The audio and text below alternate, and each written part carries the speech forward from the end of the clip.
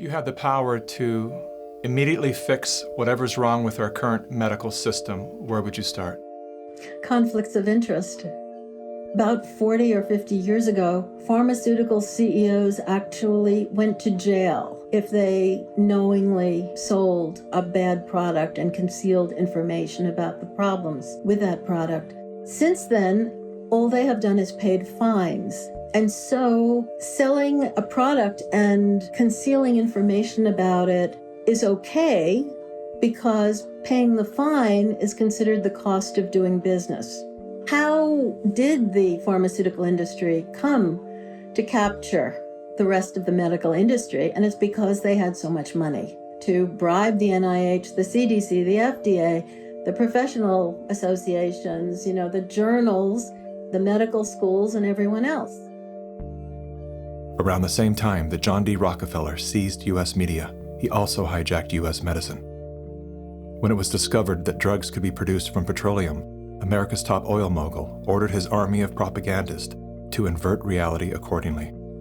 Medicines used for thousands of years were suddenly classified as alternative, while the new, petroleum-based, highly addictive, and patentable drugs were declared the gold standard. After buying the German pharmaceutical company that manufactured chemicals of war for Adolf Hitler, Rockefeller leveraged his political influence by pressing Congress to declare natural healing modalities unscientific quackery. Rockefeller then took control of the American Medical Association and began offering massive grants to top medical schools under the mandate that only his approved curriculum be taught.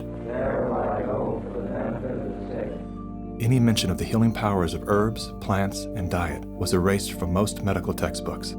Doctors and professors who objected to Rockefeller's plan were crucified by the media, removed from the AMA, and stripped of their license to teach and practice medicine. Those who dared to speak out were arrested and jailed. When evidence began to emerge that petroleum-based medicines were causing cancer, Mr. Rockefeller founded the American Cancer Society, through which he suppressed that information. John D. Rockefeller is duly credited as the founder of the pharmaceutical industry, and the reason that medical error is currently the third leading cause of death in America.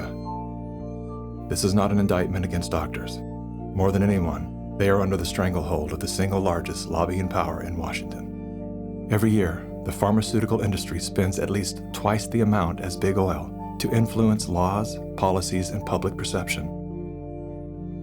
Thanks to Mr. Rockefeller, the architect of American monopolies, no industry has more power over our lives than Big Pharma.